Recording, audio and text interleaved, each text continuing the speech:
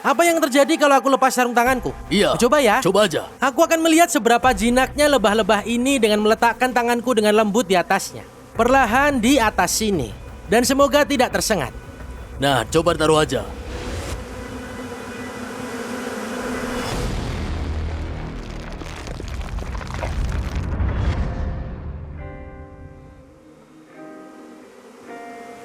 Kalau bicara soal dunia lebah yang ramai, aku sudah tidak asing lagi dengan serangga berbulu halus ini. Aku pernah pakai jenggot lebah, tapi hasilnya jadi sangat buruk. Dan aku tersengat 60 kali di wajah, leher, dan lenganku. Aduh. Aku dengan hati-hati meminjam sepotong sarang lebah dari kawanan lebah liar di Afrika untuk menentukan apakah madu lebah pembunuh lebih enak daripada madu biasa. Aku bahkan menunjukkan cara merawat sengatan lebah dengan benar ketika kamu secara tidak sengaja tersengat oleh lebah-lebah itu. Hari ini aku kembali ke Tucson, Arizona. Dan sekali lagi aku akan bekerja sama dengan pakar lebah ahli madu, Chris Brinton. Ini dia orangnya. Bukan hanya menjadi temanku selama bertahun-tahun, tapi dia juga membantu kami dalam pembuatan semua episode lebah yang diproduksi di saluran Brave Wilderness. Dari yang kusebut tadi, kalian mungkin berpikir, apalagi yang bisa kita pelajari tentang lebah? Nah, apa kamu pernah bertanya-tanya apa isi kotak lebah selain lebahnya? Hari ini kami akan menunjukkan kepada kalian apa saja isi kotak-kotak putih ini dan cara kerjanya. Chris, aku senang ini, tapi harus kuakui aku juga sedikit terintimidasi. Kita dikelilingi kotak-kotak putih berisi lebah di sini. Dan kita mengisolasi satu kotak untuk melihat isinya. Yang mungkin tidak kalian sadari sekarang adalah ada lebah yang berterbangan di sekitar kita. Seberapa kacau jadinya nanti kalau kita buka kotak ini? Oh, pasti akan kacau. Karena kita buka kandang mereka, atapnya juga akan copot. Oke. Kalau atap rumah kita dicopot, kita tidak akan senang kan? Iya, bisa jadi. Kita juga akan marah. Aku pasti juga akan marah, tapi lebah-lebah di sini telah dimodifikasi ulang. Bisa dibilang dengan membersihkan kembali menjadi lebah madu Eropa yang lebih jinak. Oh, begitu. Oke. Jadi, mereka bisa sangat ramah ini. Aku punya firasat semua orang mengira mereka akan berdengung di sekitar kita dan suaranya akan jadi riuh. Aku siap untuk ini. Aku punya daftar pertanyaan yang membara yang aku tahu kawan Coyote ingin menjawabnya. Mereka juga pasti ingin tahu jawabannya. Jadi, mari kita buka tutupnya sekarang. Jadi, wah, banyak sekali. Astaga naga, itu lebah yang banyak banget. Wah, ditutupnya juga ada. Iya, beginilah yang terjadi ketika mereka mulai kehabisan ruang, terutama di musim madu. Wow. Ini namanya burkom. Ini terjadi saat mereka mulai kehabisan ruang di sini. Artinya butuh kotak tambahan lagi. Oke. Tapi ya, sejujurnya ini koloni lebahnya sangat bagus. Inilah yang bisa disebut sebagai rumah penuh dan sesak. Nah, aku perhatikan ada bilah-bilah yang berbeda yang melapisi bagian dalam kotak. Nah, pertanyaannya, apakah ini tempat mereka sebenarnya membuat sarang? Jadi inilah yang kita sebut bingkai. Oke. Disinilah lebah melakukan pekerjaan mereka. Jadi mereka mengambil sarang yang merupakan lilin yang pada dasarnya adalah madu. Lalu mereka membuat sel untuk A, madu, B, serbuk sari, C, bayi. Dan yang dilakukannya adalah mereka akan menampung bagian tengah sarang mereka. Semua anak lebah akan berada di sini. Jadi semua bayi lebah akan terselip di sana kan? Ya, disitulah induk lebah melakukan pekerjaannya. Oke, coba kita diam bentar dan kita dengarkan suara lebah ini. Ini keras banget.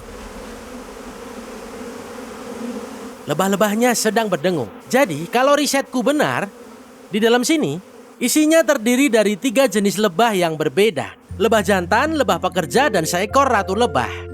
Yang kebanyakan orang tidak tahu adalah mayoritas lebah di dalam kotak ini sebenarnya betina. Semua pekerja di sini adalah betina. Dan mereka tidak bisa bereproduksi. Hanya ratu lebah yang bisa bereproduksi dengan lebah jantan. Apa itu benar? Benar, mereka memiliki tahapan yang berbeda di dalam sarang. Ketika muncul mereka jadi lebah perawat, mereka beralih dari lebah perawat menjadi lebah penjaga. Yang di depan itu ya? Iya, itu yang melindungi bagian depan pintu masuk. Oke. Lalu dari lebah penjaga, mereka jadi lebah pencari makan. Jadi kita sudah mengangkat atap kotak lebah pada titik ini. Mari kita coba tarik salah satu sel ini dan lihat apa yang menunggu kita di dalam kotak ini. Kira-kira bisa nggak? Mari kita ambil tutup ini dan kita letakkan di depan sini. Jadi kalau mereka pengen pulang, mereka bisa melakukannya. Oke, jadi itu sel pertama. Oke, wow. Mereka tetap menempel di sarang mereka. Inilah indahnya bekerja dengan lebah madu Eropa. Ketika kita mengubah sarang ini dari sarang Afrika, kita rubah jadi ini. Ini bisa diterapkan. Ini sesuatu yang benar-benar bisa kami bawa ke ladang petani dan menyerbuki tanaman. Dan bagian terbaiknya adalah ketika kamu bisa menggerakkan tangan dan meletakkan tangan kamu di atasnya tanpa mereka mencoba menyengatmu. Ini membuat beternak lebah jadi menyenangkan. Apa yang terjadi kalau aku lepas sarung tanganku? Lalu aku taruh tanganku di atas seperti itu. Kira-kira disengat nggak? Aku bisa bilang tidak disengat. Selama kamu tidak terlalu menekan mereka. Kurasa Coba aja. Iya. Coba ya. Coba aja. aku akan melihat seberapa jinaknya lebah-lebah ini dengan meletakkan tanganku dengan lembut di atasnya. Perlahan di atas sini. Dan semoga tidak tersengat. Nah, coba taruh aja. Wah, ini rasanya gila. Mereka semua bergetar. Ini rasanya hangat ya. Iya, lebah madu menjaga sarangnya pada suhu 92 hingga 95 derajat. Jadi, tidak ada sengatan. Tidak disengat. Jadi, kita bisa menemukan ratunya nggak? Kalau kamu melihat ke atas, kamu akan lihat banyak lebah perawat muda. Tugas perawat adalah mengurus berbagai hal seperti bertelur atau menetaskan telur. Apa kita bisa coba juga ini? Mari kita coba cari ratunya. Jadi kita akan menarik bingkai ini ke belakang. Lalu kita akan ambil bingkai yang ini dan langsung diangkat ke atas. Oke. Ya, dan menyisakan banyak ruang. Coba lihat lebah itu. Jadi, hal pertama yang kulakukan adalah aku akan melihat. Aku tarik ke atas dan aku mencarinya, oke? Lalu aku akan balik seperti ini dan lihat bagian belakangnya juga. Lalu, aku akan cari seekor lebah yang ukurannya 2 kali lipat dari lebah pekerja biasa. Jadi coba aku tanya lagi, karena ini sangat keren untuk bisa melihat ini. Sel ini, dia ini isinya apa sebenarnya? Madu atau larva yang ada di balik setiap tutup ini? Ini semua larva dan juga telur yang sudah berubah menjadi bayi lebah muda dan kamu bisa melihatnya begitu langsung muncul di sana. Oh, Itulah lebah-lebah kecil berbulu halus ini. Dia baru saja menetas dari selnya ini. oh bayi lebah ya, sangat Bayi lucu. lebah. Oke, jadi tidak ada ratu di bingkai itu. Kira-kira ada berapa lebah di dalam kotak yang ini? Ya, sebenarnya ini susah ditebak juga. Seringkali orang berspekulasi berlebihan. Tapi aku rasa mungkin ini sekitar 25.000. Wow, 25.000 lebah ya. Yang kemungkinan berada di koloni ini. Oke, sekarang kita punya bingkai lain di sini. Dan kalian lihat yang ini itu penuh dengan makanan karena ini semua serbuk sari. Karena tidak ada telur, kita tidak terlalu dekat dengan tempatnya berada. Oh gitu, jadi lebih banyak telur. Ini sel-sel yang sudah menetas. Jadi jumlah telurnya sedikit.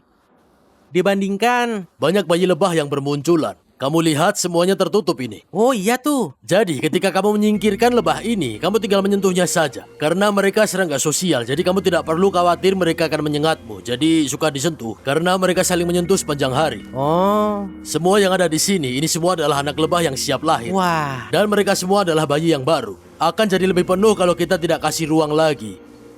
Jadi kita cek sisi lainnya. Dan kita masih mencari karena kita masih belum melihat telur apapun. Jadi di mana ratunya? Sejauh ini kita sudah membuka 3 dan belum ada ratunya. Dia pasti di sini karena ini dipenuhi bayi. Oke, baiklah. Apakah ini bingkai dengan ratu itu? Tidak, ini mungkin tidak akan terjadi. Madunya banyak. Semua jadi madu. Tapi mungkin kamu tahu apa artinya ini. Artinya kamu harus mencoba ini. Aku boleh nyobain madunya? Kamu harus cobain ini. Oke. Yang akan aku lakukan adalah begini. Dan aku akan memberimu gumpalan madu yang besar. Wow, gacor Kang. Buka kerudungmu. Beneran? Iya, mereka kan gak menyengat. Iya juga sih. Ya, memang ada beberapa. Tapi kalau lewat bawah, kamu bisa makan lewat situ. Wah, ini keren. Oke, aku akan mencoba madu langsung dari sarangnya. Ini mungkin akan lengket. Jangan sampai kena mic-nya.